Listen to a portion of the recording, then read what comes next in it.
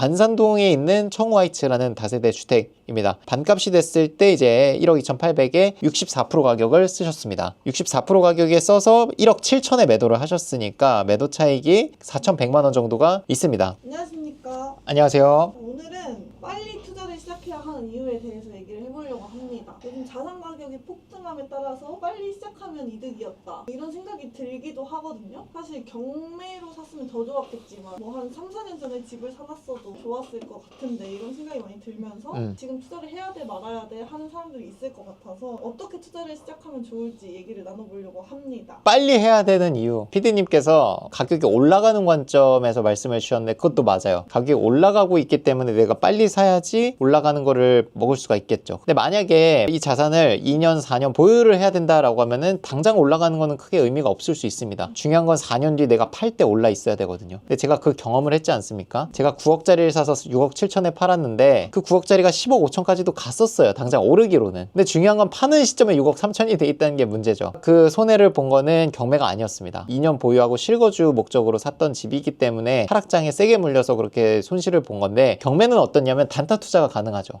그래서 올라가는 거를 먹고 빠질 수가 있습니다. 엑시트를 할 수가 있어요. 단타 투자가 가능하기 때문에. 각종 규제들이 점점 세지고 있죠. 규제가 풀리진 않을 것 같아요. 가격이 올라가고 있는데 풀진 않습니다. 정부에서. 규제가 점점점 심해지고 있는 게 두 번째. 그래서 더 심해지기 전에 해야 된다. 그리고 세 번째, 대출입니다. 대출이라는 건요, 틈새가 항상 있어요. 사업자 대출을 막았다고 하지만 지금 우리 수강생분들 받고 있거든요. 근데 그런 이제 틈새 상품들은 특이점이 또 뭐냐면 한정적입니다. 대출 총액이 그렇게 많지 않아요. 그래서 많은 분들이 대출을 받아가시면 상품이 없어져 버려요. 그러면 진짜 이제 틈새가 막히는 거죠. 경매라고 해도, 아무리 소액이라고 해도. 저는 그렇게 세 가지를 들고 싶어요. 가격, 규제, 대출 부분에서 내가 이걸 다 지켜보고 하려고 한다? 지켜보면 지켜볼수록 더 어려워집니다. 앞전 영상에서 미경님 사례를 소개시켜 드렸는데 그분이 딱 저랑 일치되는 태도를 실행으로 옮기신 분이에요. 지금 대출이 막히고 규제가 점점점 심해지고 있고 규제 지역이 넓어지고 있는 상황, 그리고 대출이 지금은 나오지만 이거 언제 막힐지 모르는 상황. 그래서 이분이 판단하신 건 이거 막히기 전에 빨리 하자. 리치스쿨에서 나머지 걱정되는 것들은 다 해결해주고 대출 안 나오는 것도 만들어주니까 이걸 믿고 해보자. 사업자 대출, 가계대출이 막히더라도 대부대출도 해주니까 그렇게라도 하지 뭐. 만약에 이게 막힌다고 하면 계산해서 입찰을 하면 되거든요. 그런 태도로 가시면 되는데, 문제는 의심이 많고 걱정이 많으신 분들이 그런 걱정거리들을 저희가 다 없애드려도 의심을 합니다. 그러면 사실 방법이 없긴 해. 빨리 투자를 하셔야 된다. 가격이 다 올라가 있는 상황은 아니라고 생각을 해요. 당분간은 계속 올라갈 거라고 저는 생각을 해서 지금 빨리 투자를 한다고 해서 손실이 엄청 크게 나거나 그럴 일은 없을 것 같습니다. 더더욱이 경매는. 지금 말씀드린 건 어떻게 보면 아파트 차원에서 말씀을 드린 거고, 빌라라는 상품을 가지고 와서 설명을 드리면 얘는 상승장이든 하락장이든 가격이 비슷해요. 그래서 일반 투자 하시는 분들한테 매력이 없는 거고, 일반 투자는 가격이 올라줘야 매력이 있는 건데 얘는 가격이 안 오르거든요.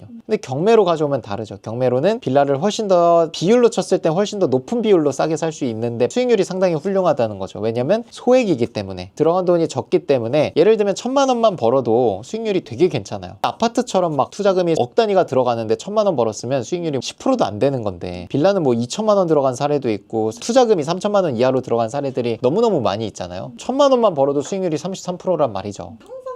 다른 매도 사례를 준비를 하거든요. 그래서 이 매도 사례에서 뭐 어떤 걸 더 배울 수 있는지까지도 보시면 좋을 것 같습니다. 첫 번째 물건 가보겠습니다. 정가빌. 주안동에 있는 정가빌이고요. 이 물건 저희가 이제 촬영도 실제로 갔었는데 외관이 실제로 훌륭하지 않습니다. 근데 결과만 말씀드리면 1억 1,600만 원에 받아서 매도 계약을 1억 6,400에 했어요. 그래서 세전으로 매도 차익이 4,800. 그리고 들어간 투자금이 또 대박인데 대출을 얼마 받으셨냐면 1억 400, 90% 대출을 받았어요. 그러니까 투자금이 10%, 투자금 10% 넣어서 세전 4,800만 원을 번 거예요. 물론 부대비용까지 투자금에 넣기는 해야겠죠. 그래서 부대비용 그럼 뭐가 들어갔냐 했더니 취등록세 260, 도배장판 190, 수정교체 19, 중개수수료 300, 대출이자 148, 뭐 등등등 해서 실제 투자금이 그걸 다 합쳐도 2,100만 원이에요. 저희는 투자금이 뭐 3,000만 원이면 충분하다라고 말씀드리는 이유가 실제로는 2,000만 원 들어간 거, 그리고 마이너스 통장까지 쓰면 뭐 1,000만 원 이내로 들어간 것도 있습니다. 그래서 투자금이 이렇게 2,100만 원인데 순수익이 3,200이니까 이거 수익률이 150%, 2,000만 원 투자해서 3,000만 원을 벌었기 때문에. 그래서 이제 양도세까지 계산한 순수익인 거고요. 우리는 이 영상 하나하나 낙찰사마다 매도 사례 3개씩 항상 준비를 하거든요. 매도 사례, 뭐 낙찰 사례가 워낙 많기 때문에 계속 나와요. 그리고 처음에 교육을 할 때 낙찰만 가지고 무슨 의미가 있냐, 이거 뭐 매도가 돼야지 끝난 거지. 그래서 그때부터 저는 매도 사례만 주구장창 준비하고 있는 거예요. 4년이 지난 지금까지 낙찰은 그냥 매일 나와요. 매일 10월 달에 휴일 제외하고 거의 20개 가까이 받았으니까 뭐 한글날 추석 빼면은 더 많이 나온 거잖아요. 낙찰 사례로는 웬만한 좀 특이한 낙찰이 아니면 소개를 하지 않고요. 저희는 매도 사례로 자랑을 하고 있다는 거. 그래서 이렇게 돈 되는 물건이 사실 외관이 훌륭하고 입지가 좋은 데서 나오진 않습니다. 이 물건도 외관이 그리 훌륭하지 않아요. 우리 현장에 갔더니 뭐 현수막, 쓰레기 버리지 말라는 현수막도 있었고요. 여기 뭐 잘 보이진 않지만 확대해서 보면 여기 타일이나 이런 게 다 떠 있고 뭐 깨져 있고 그렇거든요. 그리고 여기 정가빌이라는 간판도 좀 떨어져 있고 일부. 저는 항상 느껴요. 아, 진짜 돈 되는 물건이 갔을 때 훌륭했던 적이 없는 것 같아요. 오히려 훌륭하지 않았던 게 매도 차익이 훨씬 더 커요. 그래서 2억짜리가 1억이 됐을 때도 2명밖에 안 들어온 거죠. 현장에 가보고 다들 뭐 타일 깨진 거 보고 도망갔겠죠. 근데 우리 수강생분은 저한테 이제 배웠으니까 이런 외관이 훌륭한 게 중요한 게 아니라 가격적인 게 메리트가 있어야 된다. 기본적으로 1억 1,600을 받았지만 여기는 전세가 1억 5천이에요. 1억 5천에 전세를 받을 수 있는 거기 때문에 1억 5천 이상으로는 무조건 매매가 된다는 뜻이거든요. 매도 차익이 일단은 전세만 해도 3,400이 확보가 돼 있는 거죠. 그래서 이런 사례가 첫 번째 있고요. 두 번째 사례 가보겠습니다. 23기 졸업생분께서 이제 매도한 사례고요. 요거는 이제 기간은 좀 오래 걸렸어요. 24년 10월에 낙찰을 2억 2천에 받으시고요. 7명 들어왔고요. 그거를 얼마에 매도를 하셨냐면 2억 7,500에 매도를 하셨습니다. 5,500만 원의 매도 차익이 있습니다. 실제 매매가 조사도 2억 8천에 하셨었네요. 그 가격 비슷하게 매도를 하셨고요. 명도가 5개월 걸렸다고 합니다. 명도 5개월, 매도까지 5개월 해가지고 총 10개월이 걸렸다고 합니다. 짜잘한 며칠 합치면 이제 1개월이 더 추가돼서 11개월 해서 총 비용을 계산을 하면 790에 이자, 대출이자 내셨고 취등록세 320, 인테리어를 좀 힘써서 하셨네요. 1650, 부동산비 120, 중도수수료 180, 재산세 42, 지출 3100 해서 대출은 1억 8천 받으셨네요. 그래서 80% 대출 받으신 거고 2400을 버셨으니까 5% 정도 되겠네요. 수익률이. 제가 항상 말씀드린 수익률 40% 이상은 확보해라 라는 게 만족되진 않지만 그래도 35% 정도면 훌륭하죠. 7천만 원 투자금으로 2400을 번 케이스다. 그리고 여기는 사실 보유를 했어도 더 좋을 것 같은 게 여기에 뭐 민간택지지구 해가지고 여러 가지 재개발이 또 진행이 될 수도 있어서 보유를 하셔도 괜찮지 않나 했는데 매도를 어쨌든 하신 케이스라 보시면 될 것 같습니다. 다음 물건 이제 경기도 고양시에 있는 다세대 주택이고요. 25기 교육생분께서 매도를 하셨습니다. 그래서 이거는 작년 12월에 1억 2,800에 낙찰 받으신 물건이고요. 관산동에 있는 청우하이츠라는 다세대 주택입니다. 반값이 됐을 때 이제 1억 2,800에 64% 가격을 쓰셨습니다. 64% 가격에 써서 1억 7천에 매도를 하셨으니까 매도 차익이 4,100만 원 정도가 있습니다. 기간이 좀 길고 하니까 뭐 대출이자는 좀 나갔겠네요. 보시면 대출이자 270, 중도상환 52, 인테리어를 또 힘써서 하셨습니다. 1600, 취득세 법무비 220, 명도비 100, 잡비 뭐 중개수수료에서 220, 세금도 220 해서 총 비용이 2,600만 원이 들어갔고요. 자기자본 2,500 합치면 5,200의 투자금이 들어갔습니다. 비용들 다 빼고 나면은 세후 수익이 1,400 정도가 납니다. 잔금은 9월 25일 날 받았고 규제 전에 일단 매도를 하신 케이스라서 뭐 규제랑은 상관이 없지만 어쨌든 빌라라는 거는 싸게 받아두면은 10개월이 지나고 뭐 오래 걸릴 수도 있지만 한 명한테 팔리기만 하면은 매도 차익이 상당히 훌륭하다라고 말씀드릴 수 있을 것 같습니다. 여기 보면은 명도 이사비에 108만 원이 이제 책정이 돼 있는데 여기 이제 법무사님의 명도 대행 수수료도 포함이 돼 있습니다. 저희는 또 명도하는데 어려움을 겪고 계신 분들한테는 법무사님의 어떤 이제 명도 대행 서비스까지 연결을 해드리고 있으니까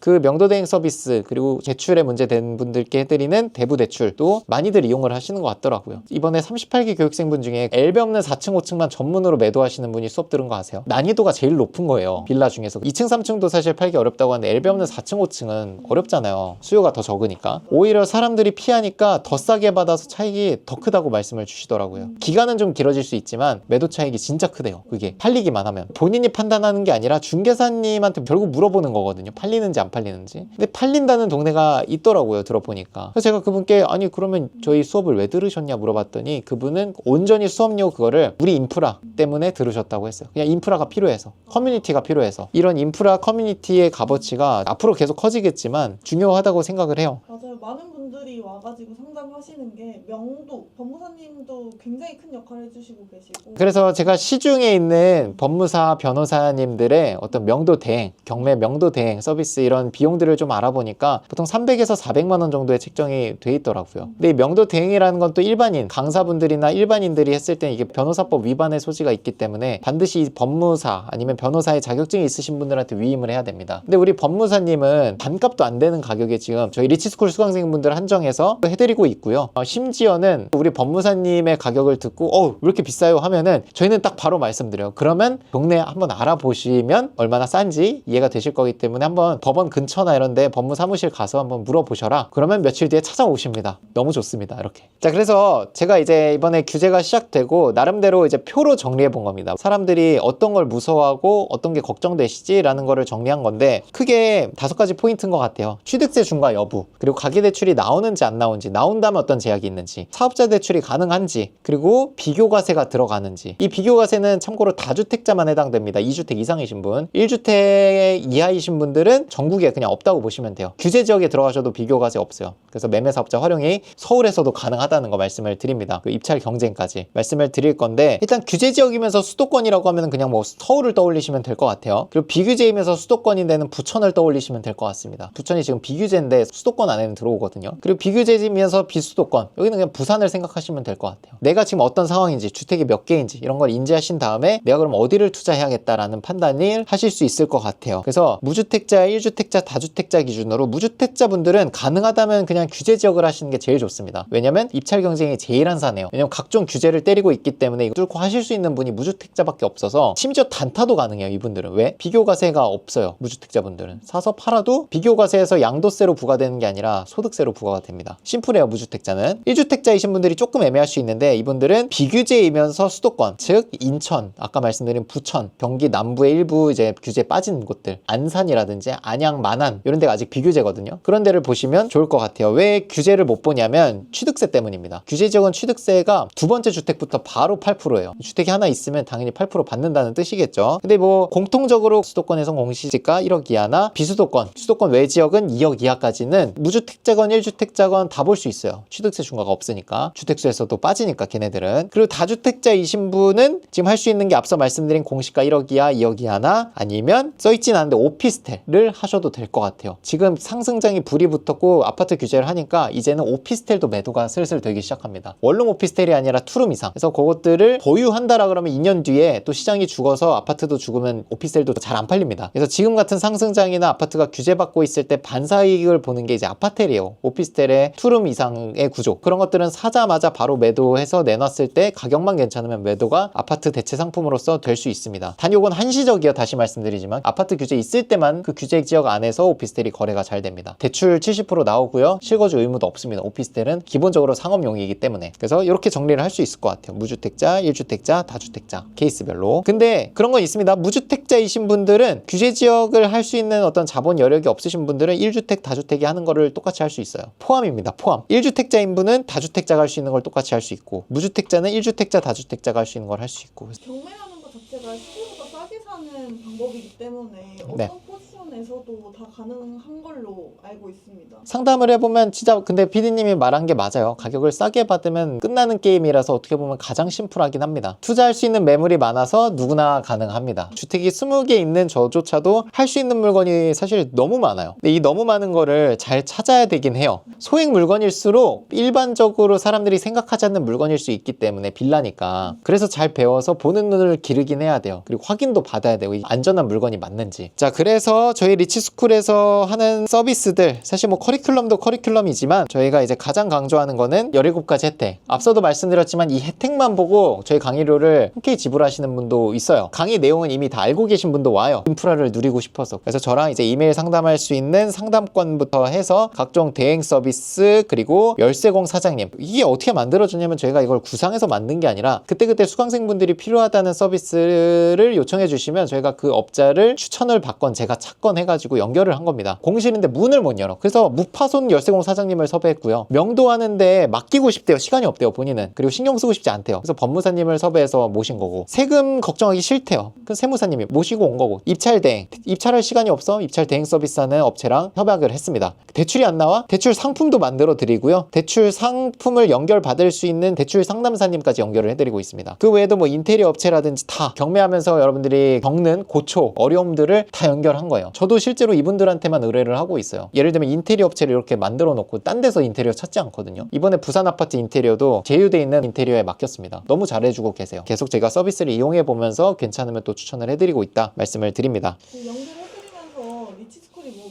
받는 게 있는 게 아니냐, 뭔가 홍보하는 느낌이어가지고 저희 전혀 없잖아요.